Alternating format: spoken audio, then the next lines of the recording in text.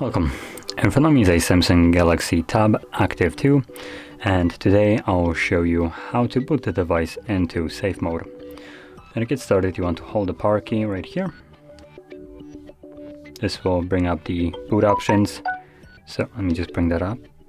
So once you see power off, you want to hold it. This will then change into safe mode. So click on that once more to activate it.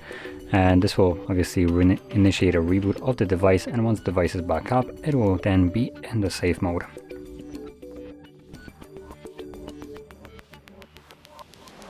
And as you can see, now that it's back up, we have a message right here, safe mode. This will stay on the screen as long as you are in this mode. And additionally, in this mode, only the pre-installed applications will function. Anything else is basically disabled and will not be able to start. So you can actually troubleshoot your device from this mode.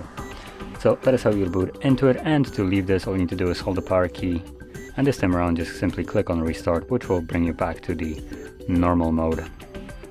So anyway, if you found this video helpful, don't forget to hit like, subscribe, and thanks for watching.